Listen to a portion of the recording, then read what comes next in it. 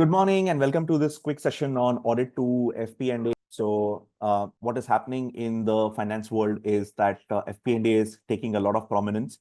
I've spoken to dozens of CFOs, and one common thing that they mentioned was that it is really difficult to find the right FP&A talent. And also what we have noticed is that the academic qualifications like your CA, CPA, MBA, these are all classic qualifications. They don't necessarily teach you all the right skill sets that are required for FP&A. So that is the kind of premise that we have come across. So in this webinar, we'll try and discuss some techniques of how you can transition from an accounting audit kind of a role to an FP&A role, how easy or difficult it would be. And after we complete the session, we will take some Q&A as well. So first of all, thank you for your trust. You have taken out your valuable Sunday to spend time with us here today. Pat yourselves on the back for taking action, because not everybody is willing to take action for their careers, right? And if you could just please mute yourselves. Yeah. Not everybody is ready to take action for their careers. Harvard study says that less than 3% of the people take active action to develop their careers. And no wonder 3% of the people are leading the world's organizations, because they are interested in growth. They are interested in their career growth. So pat yourselves on the back for taking action and make sure that you stay through the next 60 minutes. It's going to be very valuable. We are going to cover a lot of ground. I'm going to be a little bit fast, right? So we'll cover a lot of ground and try and cover as much as possible in the next 60 minutes or so. Before we begin with, I'm a qualified chartered accountant. I've also completed my one-year management program from IIM Dhawal. Over the last 15 years, I've also worked in various industries from oil and gas, software, advertising and public relations, commodity trading, and much more. I worked as a CFO and a finance leader in India and in the Middle East. I'm now the co-founder and lead faculty at FP&A Professionals Institute. I've also mentored thousands of chartered accountants and finance professionals over the last 5 years through various initiatives, mentoring, coaching, one-to-one calls, and much more. I've been an active online instructor over the last 5 years, trained more than 5,000 professionals on various topics like financial planning and analysis, data storytelling, business partnering, finance leadership, CFO coaching, and much more. So that's a little bit about me. One thing that you will definitely notice between my partner Asif and me is that we are extremely enthusiastic about helping you get to the next level, right, in your finance careers. And I'm happy to have my partner Asif Masani here. So I'll let him introduce himself. You're on mute, Asif. Hi, thank you so much for joining, and thanks, Dhawal, for introducing me. Quickly, a little bit about myself. So I've been working in FP&A space for the past decade now, so more than 10 years across different industries, including banking, pharmaceutical. Most recently, I was leading the FP&A region for Coursera, one of the FP&A departments.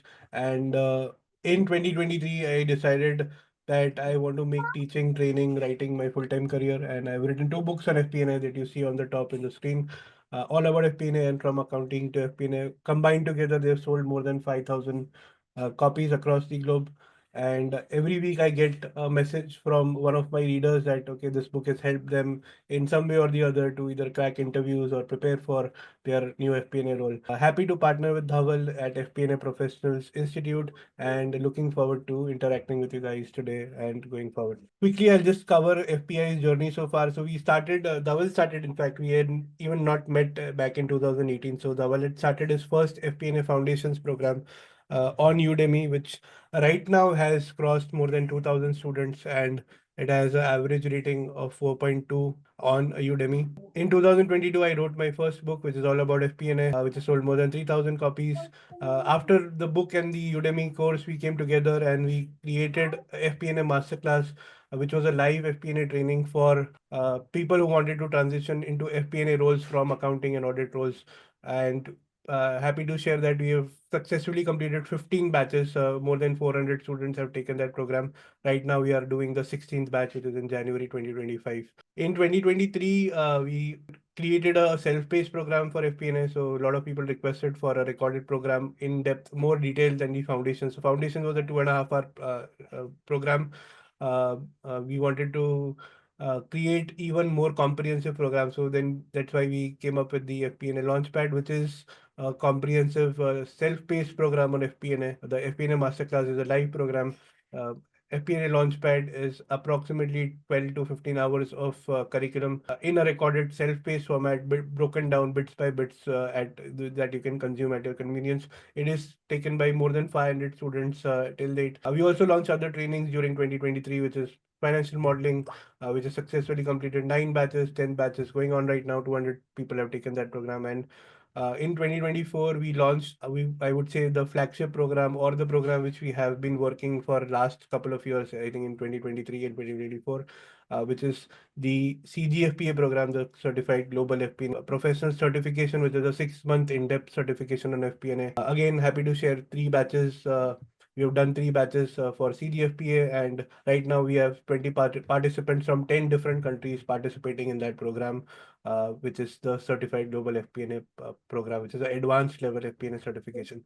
We also launched another book, which is From Accounting to FP&A, and then uh, AI for Finance FP&A is our latest program that was launched back in August 2024, which is teaching people how to leverage AI, including tools like Copilot, ChatGPT in their day-to-day lives, using Excel case studies, showing them how people used to do things earlier in Excel and how could they be using leveraging AI tools to do the same activity 2 times, 3 times, 5 times faster than they used to do it before. So this is overall summary of what we have been doing in the past 5. Yeah, so over the last 5 years, we have trained more than 3,500 students across these various programs, and happy to share that we are committed to upskill finance professionals in the FP&A space, and that has been our mission since the last 3 years, and that is going to be the case in 2025 as well. So happy to Fantastic. partner with you, and back to you, Dhawal. Great. It is great partnering with you, Asif. Continue to look for more scale new heights as well with FPI. So what is this training about, right? So we spoke about audit to FP&A. So what is this training about? Most of us may have some or the other kind of accounting firm experience or audit firm experience. You could be working with one of the big fours or any of the accounting firms, or you may have a background of working in accounting firms. Now you might be working in industry in accounting or compliance kind of roles. How do you transition from these kind of roles to core finance function in a classic manufacturing, trading, or a services company? So that is what we'll be looking at in this training program. I'll give you certain steps, tools, and techniques, and explain to you how you can do this transition from an accounting or a audit kind of a role to a finance function. So let's, what are we covering in this particular program for the next 60 minutes or so? We request you to pay complete attention, stay with us, and we're going to cover a lot of ground and very quickly. Okay. So first of all, what are some of the different roles available on the finance side? Yeah, that is what we'll be covering to start with. Where do you fit into the structure in the organization at your current experience level? You can see that, and where you would like to go. How finance is going to be different from accounting, from compliance-oriented roles, and some tips to prepare for your shift. What things you need to learn, what skill sets you need to acquire, what certifications you need to acquire, all of that we'll cover in the tips to prepare for the shift. And then we'll also touch upon a little bit of certifications and courses that are available out there for FP&A specifically. So that's what we're going to cover in today's session. So before we get into the training program, right? So I want to quickly touch upon a few success stories. These are again my friends and my acquaintances who had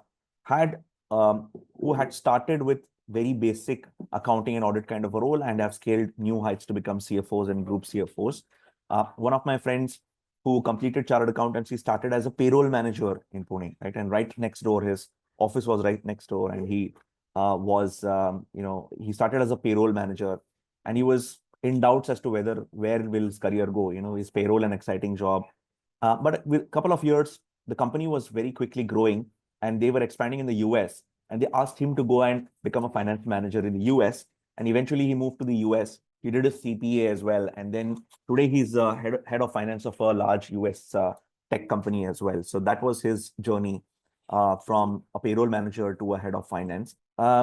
Recently, I got acquainted with a large group CFO of a bank here in the UAE, and he has served for 22 years in KPMG. And I asked him, 22 years in KPMG, and then how did you end up in a CFO role?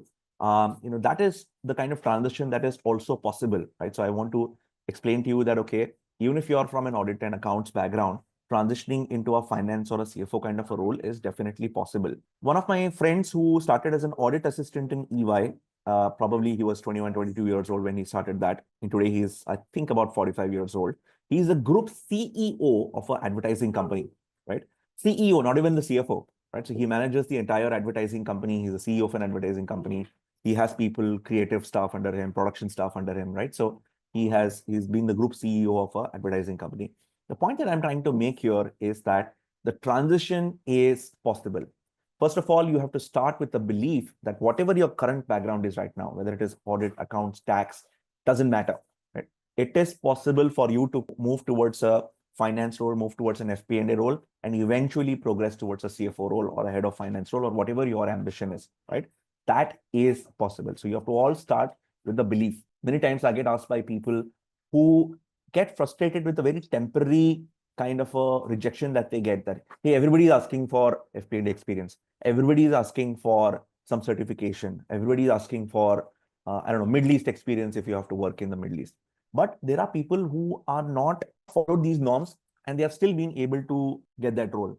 When I moved to the UAE as the CFO, I did not have prior UAE experience, but there were some skill sets that came to my, I would say, advantage that worked out well for me, and I was able to crack a role in the UAE, right? So it is possible. So start with that belief that every transition is possible, and that will now lead us to the training program in this. And then let's start with the training program. And I hope this was enough for you to stay attentive for the next 60 minutes, and we're going to cover a lot of ground in this 60 minutes. First of all, okay, let me give you a broad industry landscape out there, right? N number of finance and accounting roles, N number of industries out there. All of them can be bucketed into 4 broad buckets. One is your public accounting firms, your chartered accountancy firms, your big fours, your consulting firms, right? And there could be multiple advisory positions in different departments. Then you have your banking and financial institutions, which are the large banks available out there. There you may have roles around commercial banking, retail banking, investment banking, all the different kind of roles available out there. Yeah. Aditya, I'm not sure what you mean by speed up. So we are already in the training program. Yeah. Institutions out there, there are multiple number of institutions out there, the private equity, the financial institutions, different kind of financial institutions. Plus, primarily this entire first half of the circle represents the banking and financial institutions industry, right? And then there are classic corporates, your manufacturing, your services companies, right? And they have multiple departments in there, which could be FP&A, accounting, controllership, treasury, a number of different kind of departments. Now, the best part about FP&A is that no matter what kind of an institution you go into, right, there will be a financial planning and analysis team in each of these sectors, right? It's a skill that cuts across various industries. However, if you have some prior industry experience, let's say if you're an accountant in an insurance company, right, it would be easier for you to transition into an FP&A role of an insurance company. So industry helps you to some extent, but it is not an absolute requirement. You can transition from one industry to the other as well. So this is the kind of broad landscape available out there. Now, what are the different kind of profiles available out there on the industry side? Yeah. If you look at a typical large company, there could be a number of different kind of finance and accounting roles, but you can club them into 3 large groups, right? One is compliance-oriented roles of financial reporting, business finance, and FP&A, and other specialty finance functions, which are not necessarily can be clubbed into the first 2 buckets.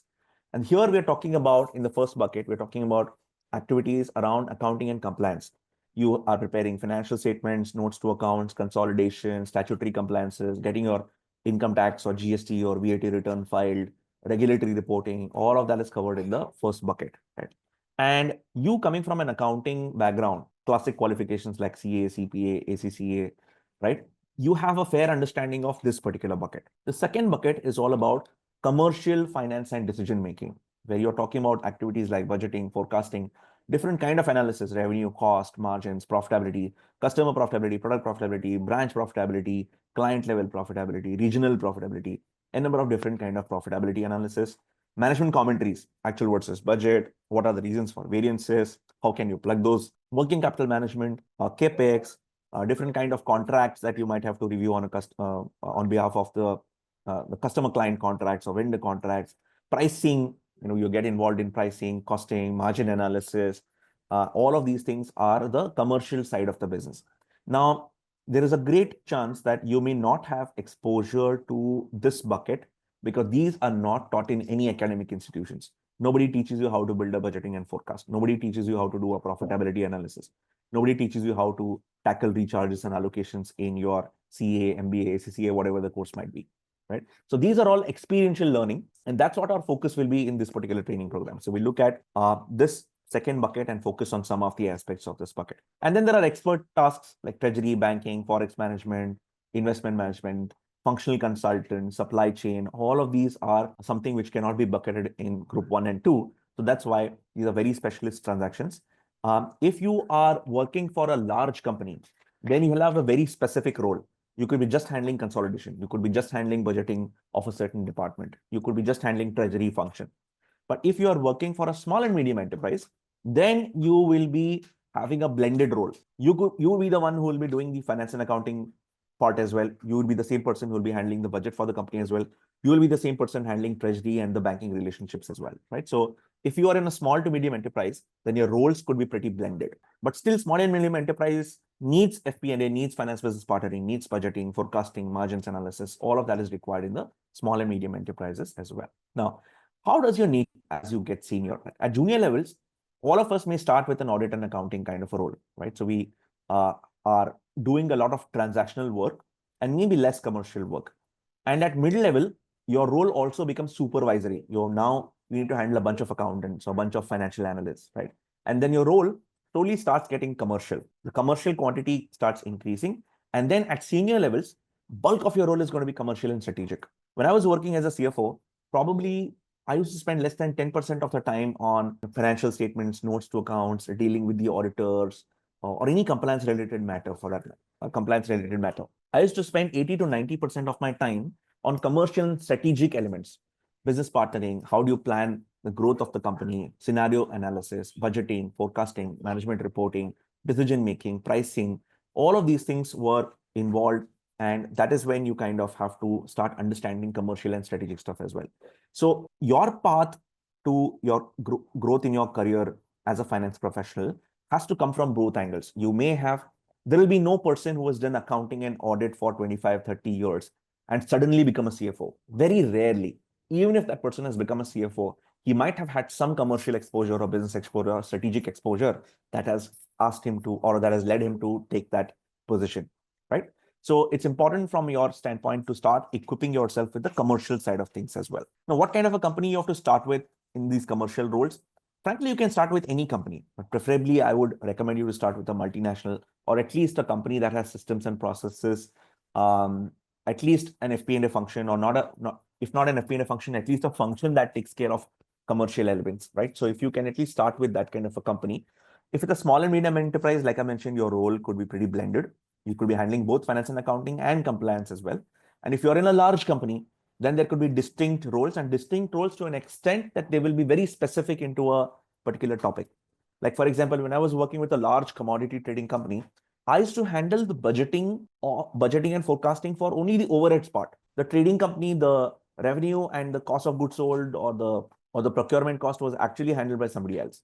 So me and my team of 8 people were handling only overheads budget, and we were managing $45 million per month of overheads, right?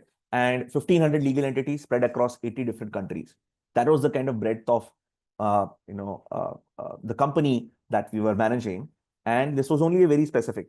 If you ask me how much gross margin was that X product paying, I don't know. But if you ask me how much rent are we paying in Geneva, I can tell you that, right? Because I was handling only overheads. So larger the company, more distinct could be your role, more specific could be your role. Yeah.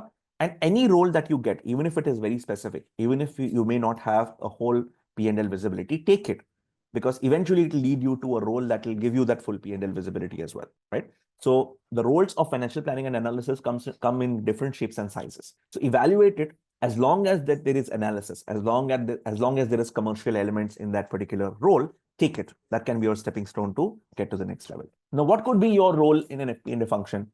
Now, primarily, your role could be classified into 4 types of roles, right? You could be in a regional setup or a business unit kind of a setup, or you could be part of a global shared services or a center of excellence, or you could be in a project or a client-based kind of a role. So let's quickly touch upon each of them one by one. So you could be in a regional kind of a role where you are regional FP&A manager North, regional FP&A manager East, regional finance manager APAC, whatever the case might be. And you could be reporting to a central or a corporate finance department, and you are responsible for handling the entire FP&A of your particular region. The other example could be that you could be in a business unit let's take an example of an oil and gas company. And let's say this oil and gas company has 3 business units, aviation, gas, and lubricants.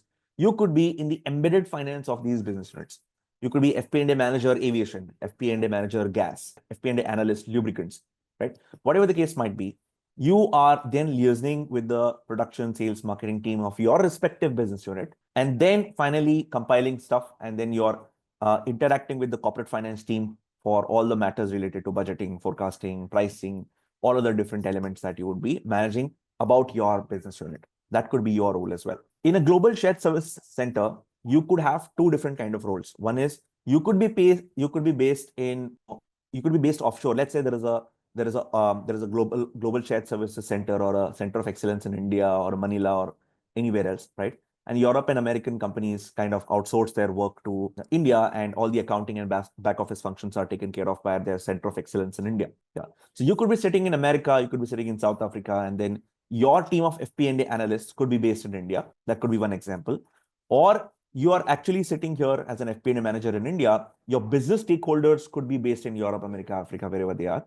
And you're supporting their business decisions by providing your respective analysis, management reports. So that could also be the case in a shared services. So shared services also have FP&A roles. Yeah. Next comes project or a client-based kind of role. Think about a large construction company, and let's say if they get a project to complete a refinery, and a refinery is a huge investment, right? So probably a couple of $1 billion, and it takes at least 4 to 5 years to complete a refinery, and there are a number of complicated costs that will go into it. So they need a dedicated finance team to tackle only the project finance of that particular company, of that particular project. So that is where you could be deployed. The other role could be client-based kind of roles. So many companies like Accenture, Capgemini, all these different kind of software companies, they have grouped a certain cluster of clients, let's say 50 clients together, and they've created a client finance manager position or a business finance manager position. And this client finance manager takes care of everything related to these clients, set of clients: contract, pricing, revenue recognition, billing, profitability, client profitability, project profitability. All of those things are taken care of by this particular client finance manager. Yeah, that could be your role as well. So you could be in a client-based kind of a setup as well. That is also FP&A. Don't think FP&A is something very fancy. You will always deal with dashboards, rub shoulders with CEOs and CFOs and tell them how to run their business. No, that's not FP&A. FP&A comes in different forms and shapes and sizes. And depending on the size and complexity of the company, your role could either be super specific or you could be very broad, depending on how and where you are based in the company. So primarily, there could be 4 types of roles: regional, SBU level, shared services, or it could be a project-based or a client-based kind of a setup. Yeah. Now, how FP&A is going to be different from your accounting and audit roles, right? First of all, understand the kind of questions that are coming your way in the FP&A function. Here is a quick question. What is the Q1 revenue target for our department? Now, this is a question that is being asked by a business stakeholder. How much have we set aside for LinkedIn marketing for the year? And what is the quarterly breakup? So the marketing director is asking you this question. Out of the 50 headcount additions, how many are we planning to hire in Q2? The business head or the HR head might be asking you this question. How much new business do we have to do in Q4 to cover the shortfall in Q3? So there was a shortfall in Q3. We did not meet our revenue target. So the business head is asking you, how much extra business do we need to get in Q4? And you need to remember these numbers or check your reports quickly and answer them. What is the impact on profit if we drop our prices by 8%? So what are we talking about here? Scenario planning, right? What happens if we increase our prices? What happens if we decrease our prices? These are the kind of questions that will be targeted to you as an FP&A professionals, and you have to be ready with your reports. You have to be ready with your analysis and probably think a couple of steps ahead as to what the business teams might come back with certain questions, right? It's very interesting. It's not connected with your accounting standards. It's not connected with your IFRS, your US GAAP, any of the things that you have taken or seen in your accounting qualification. It's largely commonsensical, but it is also very business oriented and very analysis oriented. Yeah, that is the difference or the mindset shift that you will have to be prepared for when you want to work in an FP&A or a commercial kind of a role. Now, how do you support the business, or how can you develop that commercial mindset? You can support the business by understanding the performance of the business. So in an FP&A role, what we are trying to understand is the performance of the business. Unlike the IFRS and the financial reporting, everything which is for the past, which has already happened, FP&A looks at the future. What is going to happen? What is the next quarter forecast? How does the next year forecast look like? So you have to understand the performance of the business, and to understand the performance of the business, you have to move from compliance conversations to understanding performance conversations. Gone are the days when you will now be looking at accounting standards of IFRS or withholding taxes or GST, financials, notes to accounts, prior period items, disclosures. All these are compliance conversations. Yes, these are great. Yes, these are essential for the business, but they might be, they're all compliance oriented questions and they're all backward looking questions. Yeah. Asif, how do I switch? Yeah. Yeah, let me take a look. I'll do I've that. done that. I've done that. So now you have to move from compliance conversations to performance conversations. You have to understand revenue, gross margins, net margins, product profitability, client profitability, business, contracts, pricing, budgeting, forecasting, management reports, scenario planning, right? Financial modeling. All of these things are performance conversations. That's what you will need to understand. So your outlook will have to start becoming performance oriented, and you have to start looking at performance conversations. That's when you will be able to truly support the business, right? Now, how industry is going to be different? One thing about finance roles or FP&A roles will be that it is not going to be an isolated function. Unlike your accounting role, where you will come, sit behind your desk, complete your task, complete your entries and go home, it's not going to be straightforward. In a finance role, you will be required to regularly collect inputs and updates from all these different departments: HR, sales, business development, production, operations, legal, supply chain, and a number of different kind of departments. You will be dependent on them for their inputs. And at regular intervals, you have to provide certain reports and insights. The sales head might want to see the target structure. The business head might want to see the business unit profitability, right? At regular intervals, you will be providing certain reports and insights to these business teams to help them understand the performance of their department. Right? So that is the second mindset shift. First is understanding performance conversations. Second is that building strong relationship with all these stakeholders becomes super critical in your FP&A role. Now, what are some of the key activities involved in FP&A? Now, there could be a number of different smaller set of activities involved in it, but I'm going to touch upon the major ones. First is budgeting. Budgeting is your annual planning exercise that you do before the start of the financial year to understand what would be your income next year, what would be your expenses next year, how much would be your operating profit next year. Simple, right? It's a one-time exercise carried out before the start of the financial year. Forecasting, on the contrary, is regular tracking of the business. You prepare forecast after every month. You prepare forecast after every quarter to see, let's say you have January actuals. Now you'll be preparing January forecast or 1+11 forecast. That is 1 month of actuals and 11 month of forecast. If you have completed Q1, you will have Q1 of actuals, and then you'll be preparing from Q2 to Q4 of forecast. You don't call it revised budget. Budget numbers once frozen are frozen. You don't touch them. But you keep updating your forecast, whether you want to update it on a monthly basis or a quarterly basis or even a daily basis. That's up to you, depending on the fluidity of the business. Yeah. So that is what is forecasting. And then there are management commentaries, a number of different kind of management reports you are required to provide after the month-end close or the quarterly close. And in this process, to achieve those management reports, you will require to do variance analysis. That is your actual versus budget, actual versus forecast, current month versus previous month, current quarter versus previous quarter, current year, current quarter versus previous year, current quarter. All of these kind of different comparisons you do, understand your reasons for variances, and then capture them in your management commentary. Different kind of profitability analysis. See, if you tell the CFO that the company profit is $100 million, the CFO will not be happy with that. In his mind, he wants to dissect this $100 million and understand where is this coming from. Which are my top 5 business units? Which are my performing business units, non-performing business units? Which are my top 5 products? Which are my performing products? Which are my not performing products? How and what is the breakup of this $100 million profit? That is what they would be interested in. That's where profitability analysis gets included in your report. And the CFO would like to look at the different kind of profitability analysis. Okay, Aditya has a question. Why is forecast needed if budget is not changed once frozen? So Aditya, budget you prepare before the start of the financial year. Okay, think about it this way. Forget FP&A and everything. Okay, let's come to the very basics of it. Let's say you plan a trip with your friends. Okay, let's say a Thailand trip with your friends. Okay, for it. Okay, the budget. Let's say you said now I need $5,000, and there are 3 of us. We need $5,000 to go to Thailand and complete this Thailand trip. Right. So this $5,000 is your budget. Okay, during the, let's say, 7-day Thailand trip, every day you start incurring certain expenses and updating your actuals in an Excel sheet. Let's assume that you're updating the actuals in your Excel sheet. Okay. At the end of first day, you will have certain actuals, and the balance budget you will come to know, okay, how much is remaining, right? But you notice that day 3 and 4 require certain expenses which are unavoidable. And your number has now shot up from $5,000 to $5,400. Okay. Now your budget is still $5,000, but your forecast is $5,400. I hope now you're able to distinguish the two. Budgeting is prepared before the start of the financial year. So you don't change budget assumptions. But during the financial year, there could be certain aspects around the business that may undergo a change. That's why you want to keep a regular track on the business. And this forecasting exercise is that tracking the business on a regular basis, right?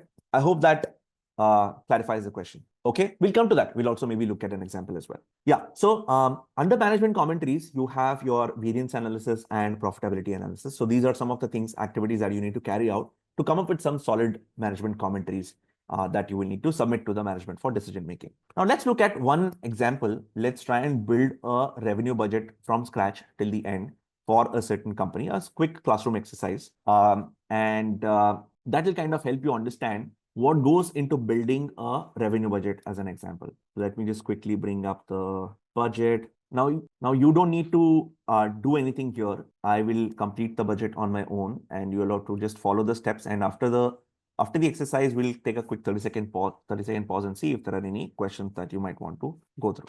Okay, let me just pull this up. And everything that I'm sharing, don't worry about getting the template or all of that. Don't worry about all of that. Everything will be shared with you right away. Okay, I'll put it in the chat box. But first, concentrate on the screen and let's crack this case study together. And then I'll take some questions from you. Okay, so here is a case study. Let me hide these steps as well. This might be distracting. Yeah, here is a case study. So you are working with Infosys as a business. I'm going to be slightly fast, and then maybe we'll take a pause after the case as well. You're working with Infosys as business finance manager, primarily looking at client contracts, business unit profitability, and business unit FP&A. So you're working with Infosys, which is a software company, but you're only in that one particular business unit. Infosys is a B2B software company providing software services to various clients. The revenue generated by Infosys is largely split between retainer contracts and projects. So retainer contracts, you're doing a fixed billing every month to a client for certain fixed scope of work. Project is where you get a project, a 3 months project, 6 months project, and there are certain deliverables and milestones. As and when you complete the milestones, you can invoice the client. Now, you are required to work with business lead and prepare revenue projections for 2024. So you're at the end of December 2023, and you have to prepare your revenue budget for 2024. Senior management guidance is to aim for 12% revenue growth over 2023. The senior management, the CEO, CFO, they have instructed that whenever you prepare the budget, we would like to see 12% growth over 2023. Assume now you're at the end of December 2023. So remember, you're at the end of December 2023. So you have not entered into 2024 yet. So classic steps, what I would do to prepare my budget, I would get my templates ready, look at my historical data, understand my client contracts, and get all the data ready to start discussing with the business lead. Because without the inputs from the business head, I won't be able to project my numbers anyway. So here is how I got my template ready. I have my clients here. I have my clients here, right? Who are my existing clients, whether they are a retainer or a project. I have my 2023 revenue. I did $125.8 million in the last year. And if they're a retainer, then what is the retainer amount per month? And I have my Jan 24 to December 24 template. I'm going to discuss it with the business lead, understand what's happening on this client, and plug my budgeted numbers for 2024 and come up with the entire budgeting number. So here are my discussion notes with the business team. We'll try and look at each of these notes one by one and then give effect to them and complete our budget. Visa will renew its contract for 1 more year at the same rate. So Visa is paying us $1 million. So they will continue at the same rate. So $1 million till the end of the year. So I'm going to just take it as it is. Yeah. Now, Bank of America contract ends in June 24, and there's a strong possibility that they may not renew. So Bank of America is paying us $500,000 per month, and their contract is going to end in June. But for whatever reason, the business head feels that this client will not renew. Maybe the relationship is not going well. Maybe their project is coming to an end, and after that, they don't want our support. Whatever the case is, Bank of America is not going to review after July. So I'm not taking any number after July onwards. IBM has agreed to renew its contract with a 100K escalation. So IBM is paying us $1.4 million per month. $100,000 escalation makes it $1.5 million. And that will continue till the rest of the year. So they are renewing the contract with us. See, in a B2B services business, a lot of it depends on your relationship with the client. If it's a continuous service that you are giving them, then they will be renewing the retainer. Yes, the projects and the support may undergo a change every now and then. But largely, if there are retainer contracts, then they would give you an indication beforehand that whether they are going to renew the contract or not. ExxonMobil has decided to discontinue our services in 2024. Okay. ExxonMobil, what has happened here? So it was our largest client in 2024, paid us $6 million per month every year.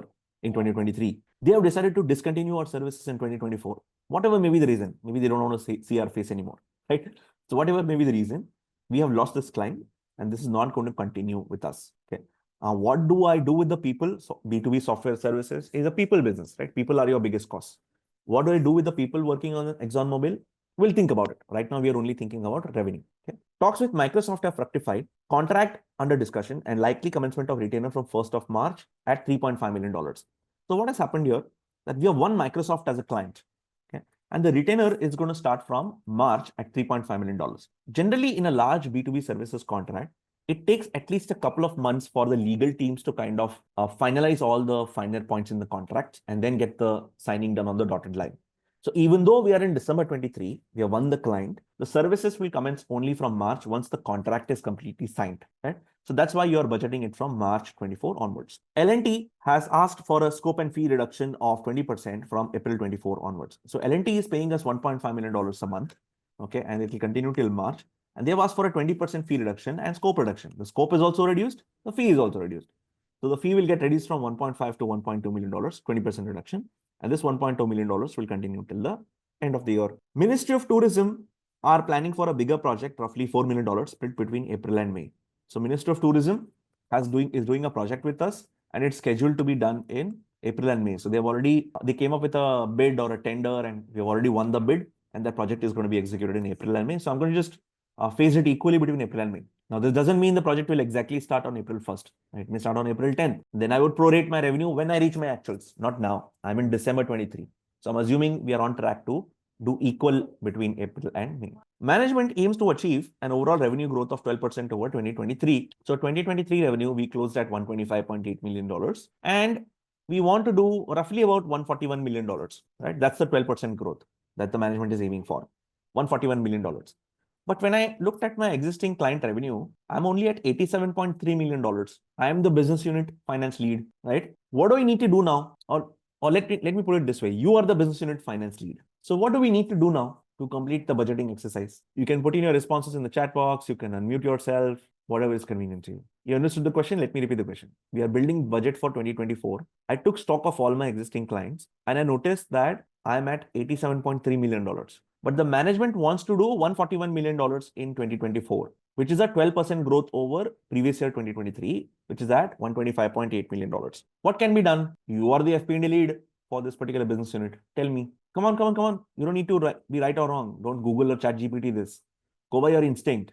Give me some answers. It's okay. We are all here to learn. Sorry. So I would think that if for projects where there is no incremental growth, like incremental numbers that we are projecting, can we reach out to the business team that we have this direction from the team that we need to increase the budget? So considering that, can't we propose or reach out to these clients and say that we need to increase the rate? We have already reached out to these clients. They have told you what they will do with us, the business that they will provide us in 2024. Okay. So there was somebody else. Reaching out to the existing client and based on our existing performance, how best we can bring the new ad hoc project or the adding the value to the service or something like that, so that we can increase adding value to the service all are very generic comments, right?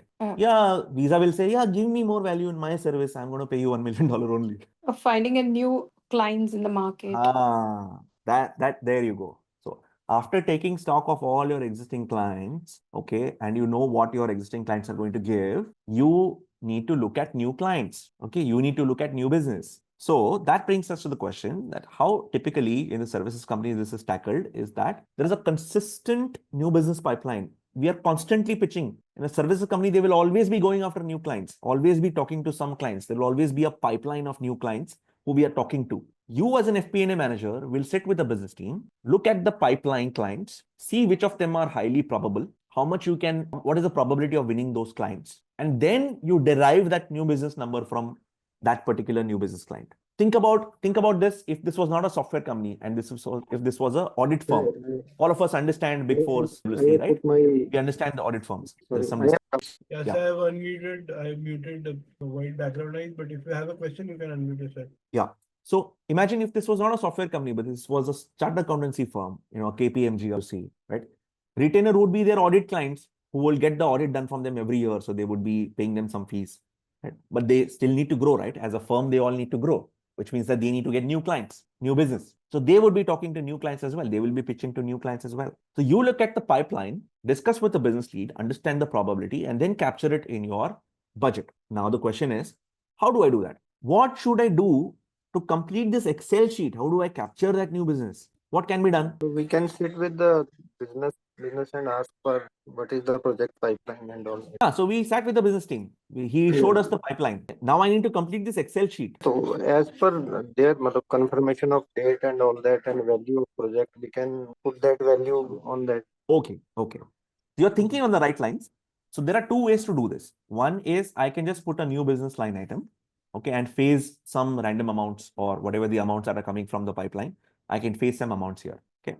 The more scientific way to do this is I put some placeholders in place. I can say client 1, client 2, yeah, I can say project, yeah. Let's say client 1 could be a retainer. This could be a project, yeah. Let me say in April, probably we will win a $2.5 million client. Yeah.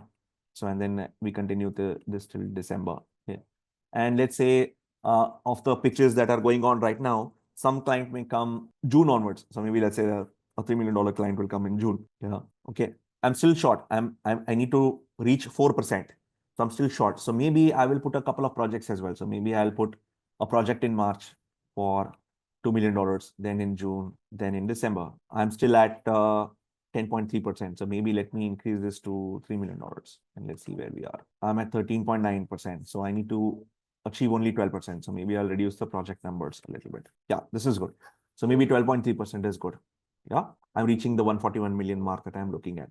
So what am I doing? I looked at my clients, okay, and I looked at the probability of winning. I discussed it with the business head and said that, okay, by April, can we at least win an average $3 million client? And we've done that in the past, right? So we had a $6 million client as well. We had one $2 million client as well. We just won a $3.5 million client. So winning a $3 million client is not a big deal. We still have 4 months to go. We are in only December now. Okay. And we will win another $3 million client in June on an average. Now, this does not mean this will exactly be $3 million, but right now we have to take an estimate. Now, this could be 2 clients of $2 million and $1 million, right? Doesn't matter. But right now we are assuming that we will win a client of $3 million in April and a $3 million client in June. Okay. See, services business is not product. You don't know the price. Depending on the project, depending on the complexity of the assignment, you will have to discuss and agree on the retainer at that point in time. And that's why we have to take some intelligent guess now. And we said, okay, like how we won the Ministry of Tourism project, we will win some or the other project once a quarter, right? So I'm just putting a modest $1 million here every quarter. Now, this does not mean the project will exactly come in March. The project might come in January. It could be a $5 million project. Who knows? But I'm taking some rough guess, basis my historical data, basis me analyzing the new business pipeline, that I will put some placeholders here. And now I'm looking at a $141 million. Okay. So that's how it is done. Now, next question to you. Okay. When I looked at my $141 million, I found 2 types of revenues, right? One was my existing client revenue, which was $87.3 million. In technical terms, this is called as confirmed business, confirmed new business. Okay. Out of the 141 million that I'm going to achieve next year, 87.3 million is confirmed new business, which means I know it is going to come from existing clients. Okay. $54 million, which I placed as a placeholder, is called unidentified new business. I don't know where this is going to come from, but it will come from some client in the pipeline. It will come from some new client. So this category of revenue is called unidentified new business. Now the question to you, unidentified new business is 38% of the estimated business for 2024. Is 38% high or low? Don't overthink this. Just type your responses in the chat box. Is 38% high or no? You understood the question? 38% of my business, I don't know where it is going to come from in the next financial year. So is it high or is it no? Think about it this way. If you didn't know that where your 38% of the salary is going to come from in the next year, is it high or low? Rajat says hi. Come on, type it in the chat box. Hey, Mahit says hi. Rajat says hi. Come on. So most of you might be feeling that 38% of the new business. Yeah. So depends is fine, Aditya. So you take your intelligent guess now in this scenario, this context that you are available with is high or low. Okay. So most of you might be feeling or sensing that 38% is high. But let me tell you one thing. So if you put in the context of it, yes, exactly. So Redmi Note Pro is saying that Looks high as of now, but it depends on the earlier times, right? So high or low depends on the context of it. If in the past we have naturally done a 30 to 40% of unidentified new business in the last 3 years, I would look at my last 3 years as average, okay, and look at have we delivered 30 to 40% of unidentified new business in the past 3 years. If yes, then this is not high. If my last 3 years' average has been only 15 to 20%, then the 38% is high. This is where FP&A role comes into play. It's not about putting the numbers together and submitting the Excel sheet. You have to analyze this and come back with a question to justify these numbers. If your average growth rate or average unidentified new business in the last 3 years has been around 15 to 20%, then you have to go back to the business team, go back to the senior management and tell them that boss, 38% is something which we have never achieved before. Either we are smoking something or we need to figure out how do we make it realistic, right? So that is where the judgment of the FP&A team comes into play. 38%, let's live with the 38% for now. And this is how we're going to submit the 12.3%, and $141 million is then submitted to the management.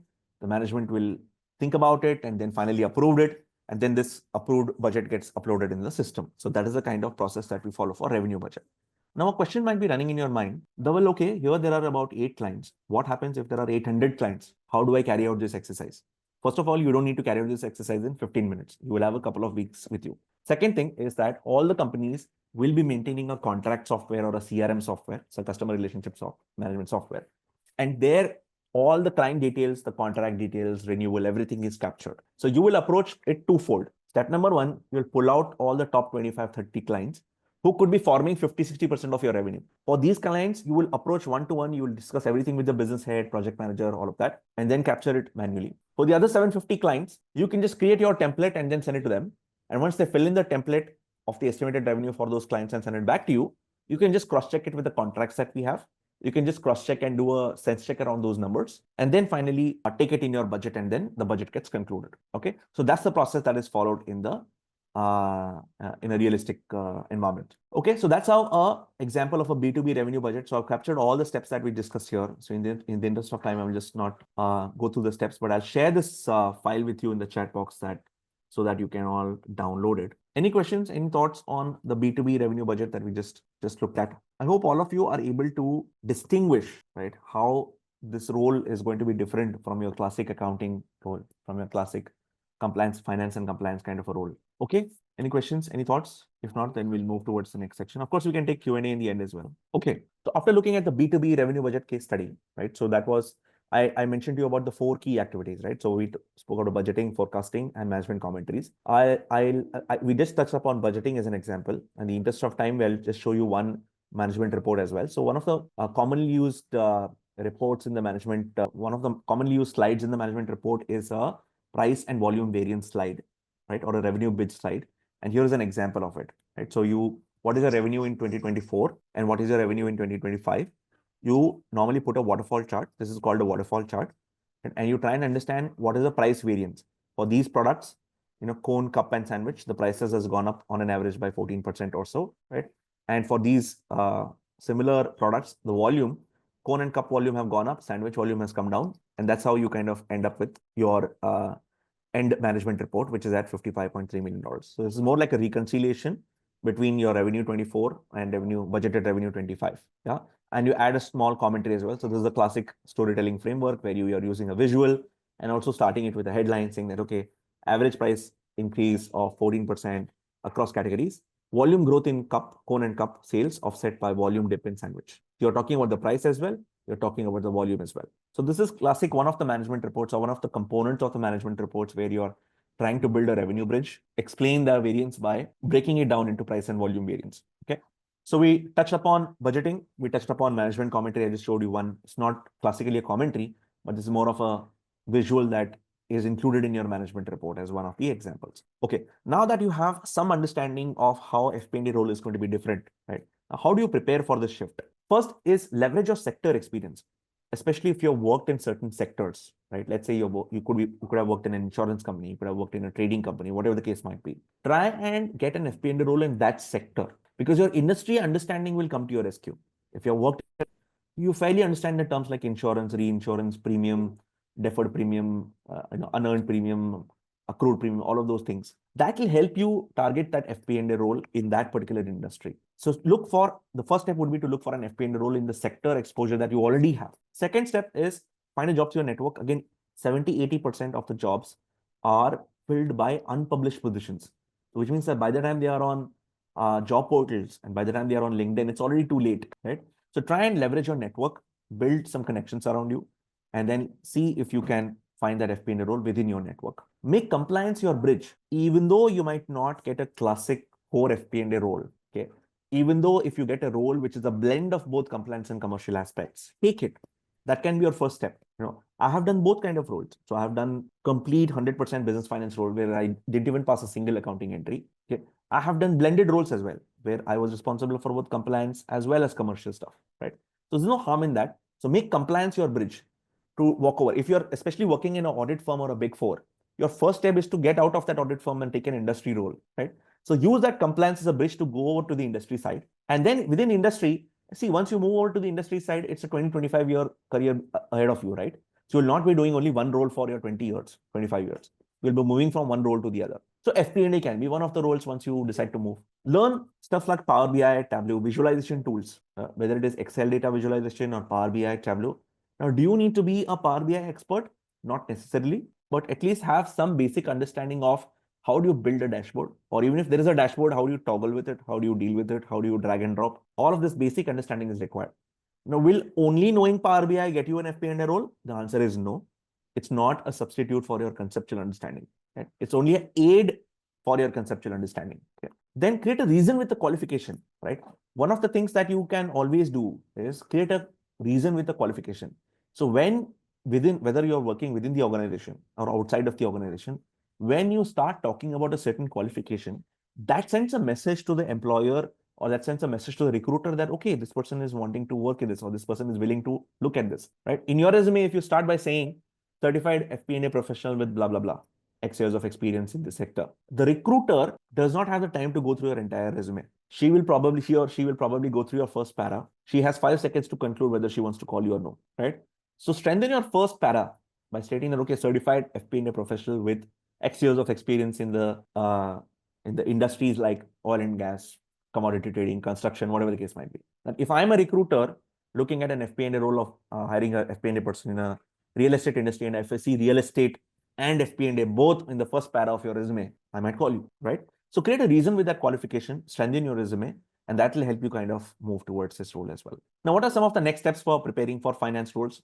Like, see, I bring you back to this slide where I spoke to you about 3 broad categories of roles in finance and accounting, right? Compliance focus, business partnering, and there are some special roles as well. Now, the first 2 are something which you will absolutely require if you want to progress in your finance and accounting career and eventually become a business unit finance lead or CFO someday. Yeah. The first bucket is sufficiently delivered to you by your respective classic qualifications, your CA, CPA, CMA, CS, all of these things. The second bucket, the management reporting, business partnering, commercial side of things, are all experience-based learnings. You pick things up on the job. Back when, 15 years ago when Asif and I started, there was no LinkedIn, there was no online training, there was no coaching, there was absolutely nothing.